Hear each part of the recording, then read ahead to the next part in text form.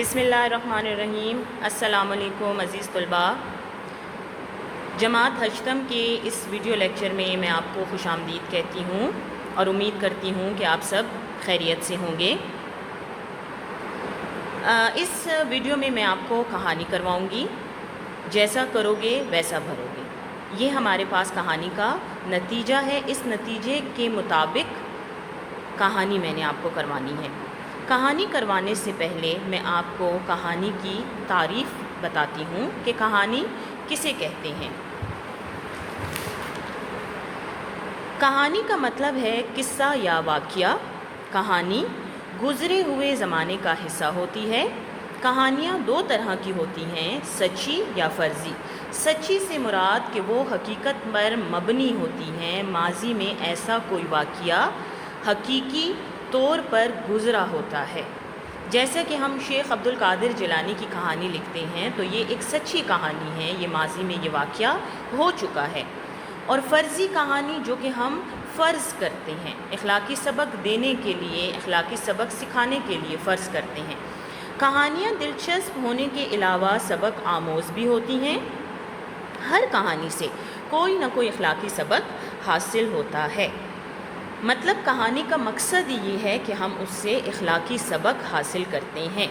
کہانی چونکہ گزرے ہوئے زمانے کا حصہ ہوتی ہے، اس لیے ہمیشہ صیغہ ماضی میں بیان کرنا چاہیے، جیسا کہ ہم لکھتے ہیں پرانے زمانے کی بات ہے یا ایک دفعہ کا ذکر ہے۔ کہانی پیراگراف کی صورت میں لکھی جاتی ہے۔ کہانی میں کم از کم 2 یا 3 پیراگراف جو ہے وہ ہوتے ہیں۔ کہانی پیراگراف پر مشتمل ہوتی ہے۔ سمجھ آ گیا یہ سب کو؟ اب اس کے بعد ہم اپنی کہانی کی طرف چلتے ہیں۔ جیسا کہ آپ کو سوال دکھائی دے رہا ہے، دیے گئے نتیجے کے مطابق کہانی لکھیں۔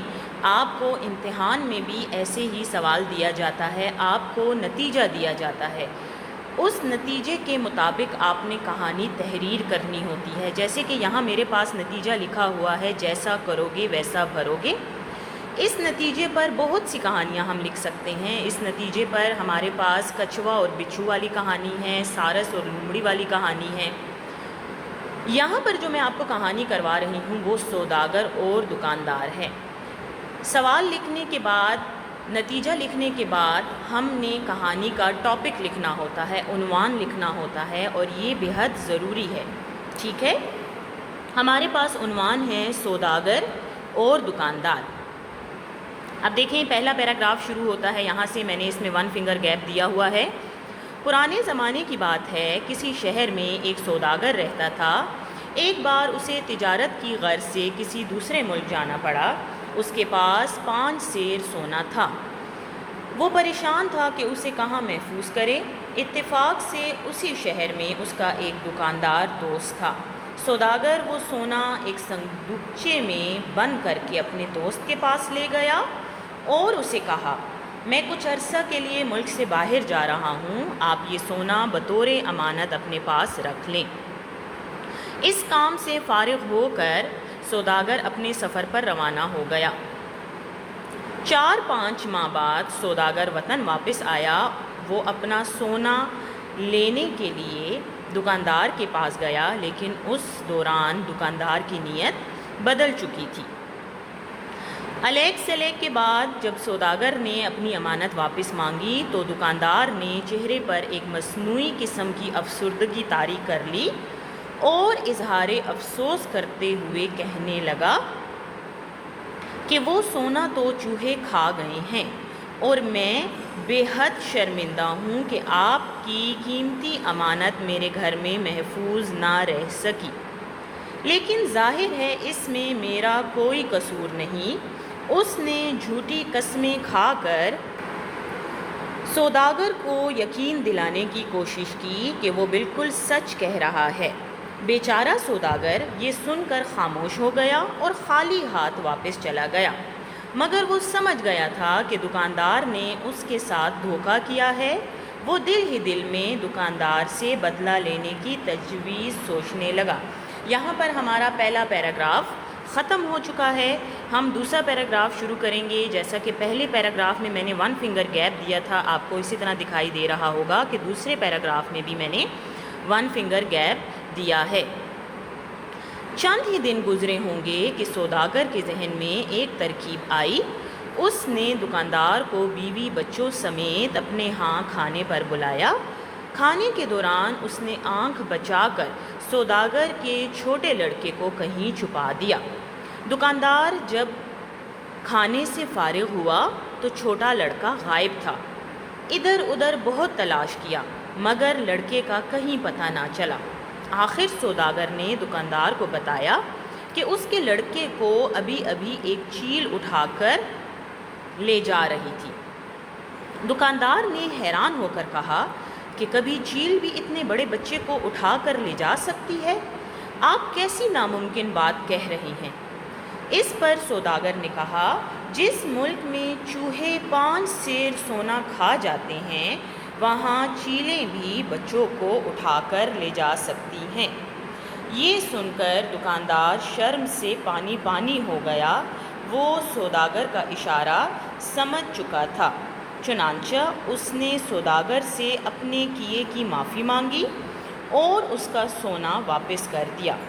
سوداگر نے بھی اس کا لڑکا اس کے حوالے کر دیا اور یوں حکمت عملی سے اپنی کھوئی ہوئی دولت دوبارہ حاصل کر لی۔ یہاں پر ہماری کہانی مکمل ہو چکی ہے، لیکن اس کے بعد ہم نے اخلاقی سبق کی ہیڈنگ دینی ہے کہ آیا اس کہانی سے ہمیں کیا اخلاقی سبق ملتا ہے۔ اخلاقی سبق کی ہیڈنگ دینے کے بعد ہم لکھیں گے، اس کہانی سے ہمیں یہ اخلاقی سبق حاصل ہوتا ہے کہ ہمیں کسی کے ساتھ برا نہیں کرنا چاہیے، کیونکہ جو جیسا کرتا ہے ویسا بھرتا ہے۔ اس کے بعد ہم نتیجہ کی ہیڈنگ دیں گے اور اسی طرح مارکر کے ساتھ لکھیں گے، جیسا کرو گے ویسا بھرو گے۔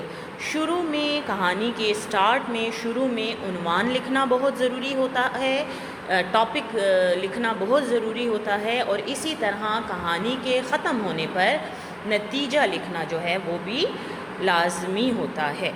امید ہے آپ سب کو میری یہ کروائی گئی کہانی، یہ لکھا ہوا آپ سب کو اچھی طرح سے سمجھ آ گیا ہوگا۔ یہ کام آپ نے اپنی اردو کی کلاس ورک کاپی میں کرنا ہے۔ آپ نے اپنی کاپی کو ڈیوائیڈ کر دینا ہے 1/3 پہ، ٹھیک ہے؟ یہ کام آپ اپنی پچھلی جماعتوں میں بھی کر چکے ہیں۔ آپ نے اپنی کاپی کو ڈیوائیڈ کرنا ہے 1/3 پہ، وہاں پہ آپ ٹرائی اینگل بنا کر گرامر کی ہیڈنگ دے دیں گے، اور اسی طرح کہانی نمبر 1 کی ہیڈنگ دینے کے بعد سوال لکھیں گے جیسے کہ میں نے لکھا ہوا تھا، ٹھیک ہے؟ آپ نے کہانی کی تعریف نہیں لکھنی یا آپ نے کوئی ٹائٹل پیج نہیں بنانا، صرف اور صرف ٹرائی اینگل بنا کر گرامر لکھ کر اگلے پیج پر آپ نے کہانی نمبر 1 کی ہیڈنگ دے دینی ہے، سوال کی ہیڈنگ دینی ہے، سوال لکھنا ہے، اور پھر اسی طریقے سے آپ نے یہ سارا جو ہے اپنی کاپی میں لکھ لینا ہے۔ امید ہے آپ سب کو یہ ویڈیو سمجھ میں آ گئی ہوگی۔ انشاءاللہ دوسرے لیکچر میں آپ سے ملاقات ہوگی، ٹھیک ہے؟